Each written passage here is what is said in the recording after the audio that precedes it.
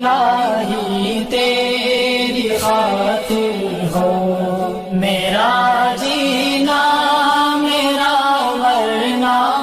कोई भी बात अगर किसी को बताई जाए तो उसको फैलाने से पहले, दूसरों तक पहुंचाने से पहले उस बात की तहकीक ज़रूरी है कि आप पहले तहकीक करिए कि ये बात झूठी तो नहीं। आम बातों में तहकीक करने का हुक्म दिया गया है, लेकिन अगर कोई बंदा हमें दीन की बात बताए, दीन के नाम पर हमें उल्टी सीधी चीज़ें बताए, दीन के नाम पर मनगढ़ंत किस्से कहानियाँ सुनाए, तो वहाँ पर तो बदरजे औला तहकीक करने की ज़रूरत है। फ़ौरन पूछना चाहिए कि आप जो ये बात बोल रहे हो ये कहाँ लिखी हुई है, रेफरेंस पेश करो, हवाला पेश करो। आज 99% लोगों का यही हाल है कि एक बयान करने वाला बयान करता है, बोलने वाला बोलता है और लोग हर सही गलत बात पर सर हिला रहे होते हैं और उसकी बात को सही समझकर तस्लीम कर लेते हैं और उसको दूसरों तक पहुंचाने लगते हैं। फिर एक वक्त आता है कि वो उसकी मनगढ़ंत बात, झूठी बात आवाम के अंदर फैल जाती है, फिर अच्छे भले लोग भी उसको सही समझने लगते हैं।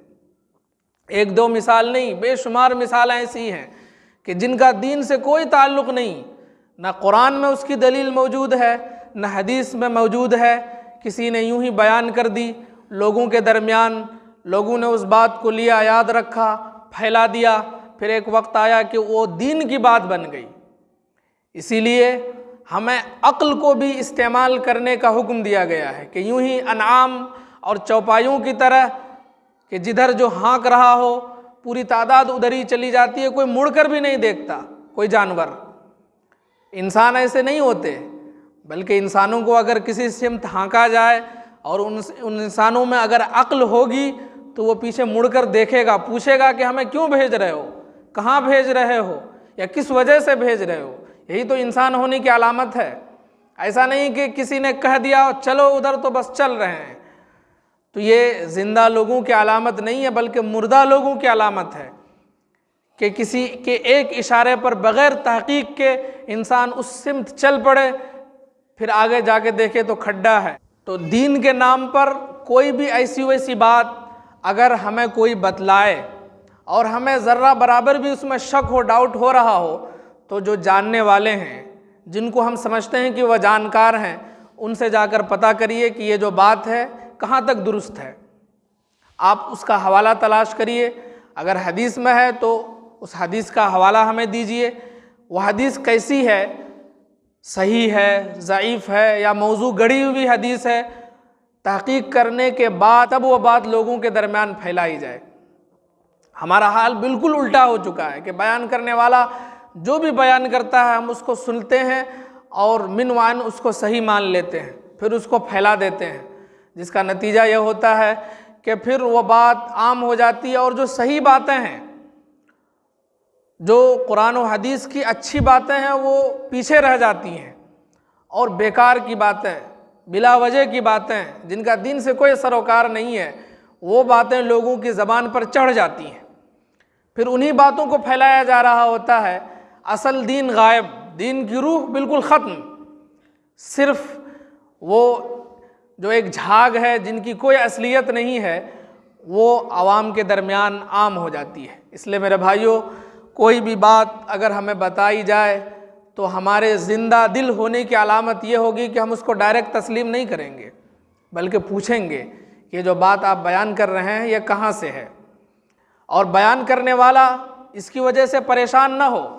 साहबा किराम ने यह तालीम हमें दी कि कोई भी बात यूं ही तस्लीम ना कर लो। हज़रत उमर फ़ारूक रज़ी अल्लाह अन्हु का ज़माना है, नसीहत करने के लिए खड़े हुए, हज़रत सलमान फ़ारसी खड़े हो गए और कहने लगे अमीरुल मोमिनीन, हम आपकी बात तब सुनेंगे जब आप हमारी एक बात का जवाब देंगे। पहले उस गलत फहमी को दूर करें जो हमारे दिल में है, फिर हम आपकी बात सुनेंगे। उन्होंने कहा अमीरुल मोमिनीन, बैतुल माल से जो चादरें बांटी गई थी, तकसीम की गई थी, वो इतनी छोटी चादर थी कि इतना लंबा जुब्बा और कुर्ता नहीं बन सकता था, लेकिन आपके जिस्म पर जो जुब्बा है वो बहुत लंबा है, वो कुर्ता बहुत लंबा है, इसका मतलब यह है कि आपने अपने लिए 2 चादरें ली होंगी। तो ये तो गलत किया आपने कि लोगों को 1 चादर दी और ख़ुद आप 2 चादरों का जुब्बा तैयार करके पहने हुए हैं। तो उन्होंने अपने बेटे की तरफ इशारा किया, अब्दुल्ला बिन उमर की तरफ, कि तुम जवाब दो। उन्होंने कहा कि हमने अपने हिस्से की चादर भी अपने वालिद को दे दी थी और दोनों चादर मिलाकर उन्होंने ये लंबा जुब्बा तैयार किया।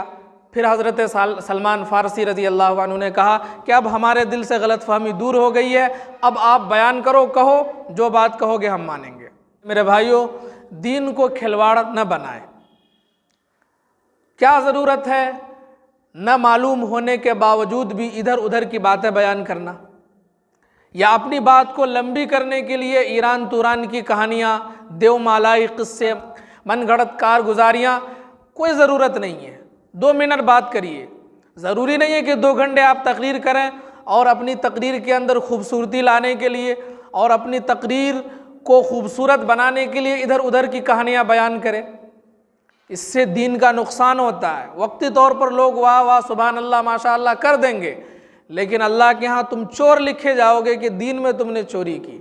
और ऐसी उम्मत, ऐसी कौम जिसके पास कुरान मौजूद हो, जो अल्लाह का कलाम है, और हदीसों का इतना बड़ा ज़ख़ीरा मौजूद हो, इन सब के रहते हुए इधर उधर की बातें बयान करे, तो उससे बड़ी बदनसीब कौम और कौन होगी।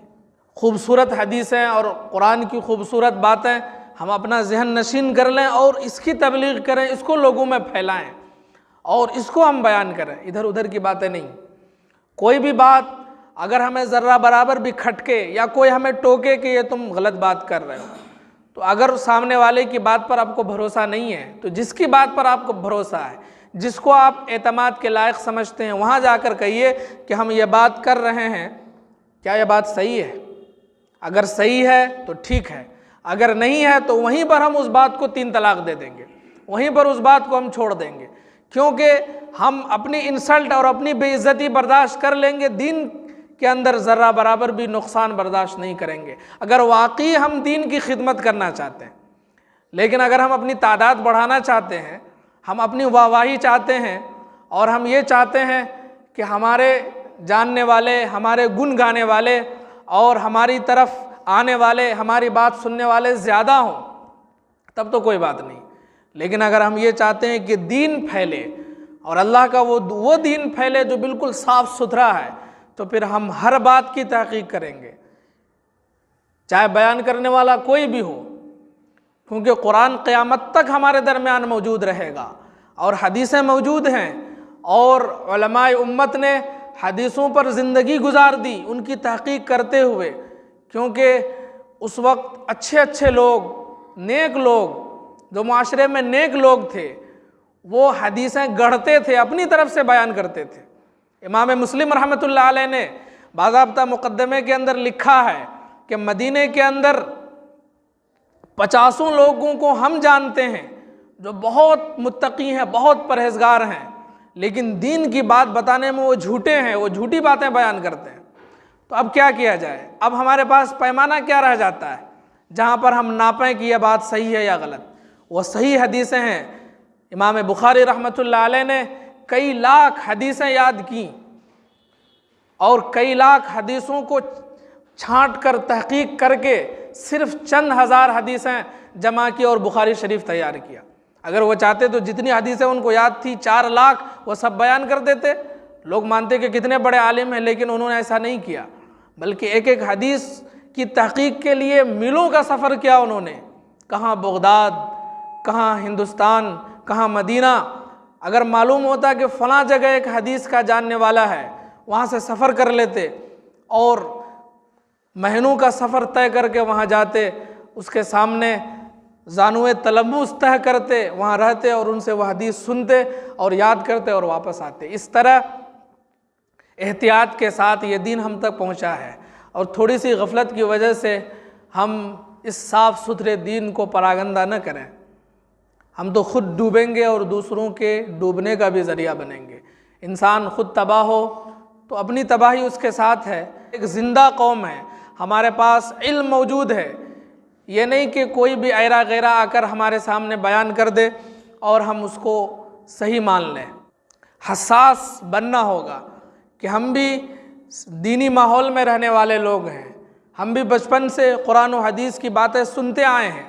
ये नहीं कि आप कुछ भी बयान कर दो कि कुरान और हदीस के नाम पर, दीन के नाम पर हम उसको सही मान लेंगे सिर्फ आपका नूरानी चेहरा देखकर, आपकी पगड़ी देखकर, आपकी दाढ़ी देखकर। ऐसा नहीं है, इतने सस्ते नहीं हैं, या ये दीन इतना सस्ता नहीं है। वरना अगर इस तरह शुरू से होता तो आज यह कुरान उस तरह हमारे दरमियान मौजूद न होता। जितनी आसमानी किताबें हैं, तौरात, इंजील और ज़बूर, वो सारी किताबें बिल्कुल बदल गईं, लोगों ने मनमानियाँ की। कुरान के अंदर बहुत सारी चीज़ें ऐसी हैं जो हमें अच्छी नहीं लगती हैं, बहुत भारी है। यानी अल्लाह हुक्म देता है कि अल्लाह के रास्ते में लड़ो, ये कोई आसान हुक्म है,